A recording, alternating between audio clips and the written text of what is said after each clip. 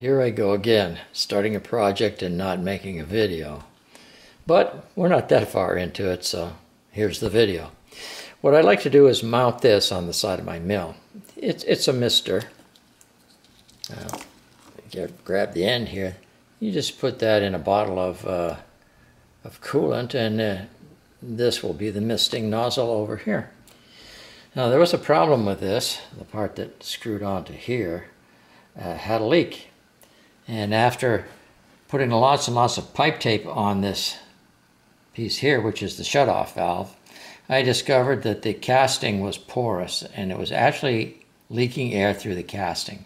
So now I've coated this with, well, I don't know what you want to call it. I guess it's an epoxy of some sort.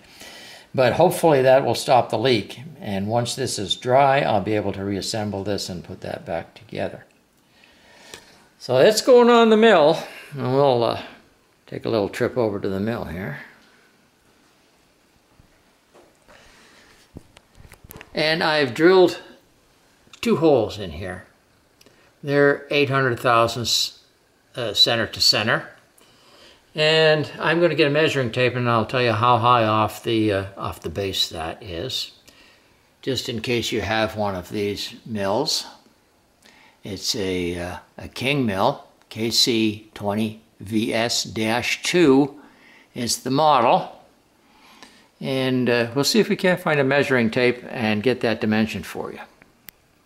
Yeah, these 2 screws are approximately 16 inches off the base, or off the bench if you want. And this screw over here is ½ an inch in from the back face. Like I said, they're 800 thousandths of an inch apart, center to center. And what I'm going to do is I'm going to take a piece of this 2-inch square tubing, and right now I'm in the process of drilling 2 holes that are 800 thousandths apart, and I'm going to screw this to the side of the mill and then mount onto the other side of this. Now the reason I'm doing that is because as you go up and down, these things here also go up and down, and they stick out 1.5 inches off of this face. So with the 2-inch piece of square tubing in there, I'm going to be ½ an inch out of the way of these things.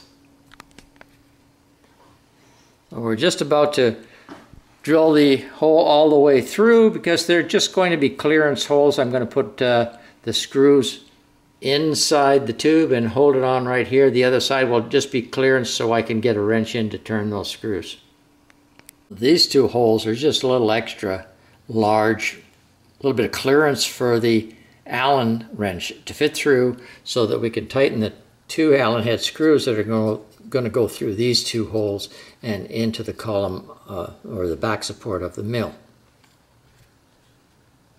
So here's how the mister is mounting, approximately, and I've just taken and marked the position of one of these holes underneath on the bar, and once I get that mounted and screwed on, then we can go right through this hole and mark its position so that we get them exactly right.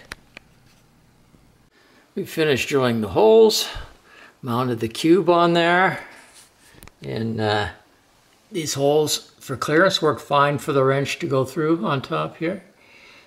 These 2 holes were correctly spaced, and we got the screws in. Everything's nice and tight. And as you can see, if we do need to wind that head down, we're going to miss this here. And you probably wouldn't need to have the head this low unless perhaps if you had a collet in here, you'd wind it down even farther than what it is right now. But this looks like it's going to work. I need to connect the air, but I'm not going to do that. This is not even tight here. I just want to make sure that the epoxy has set and hopefully sealed those leaks in that porous piece of casting.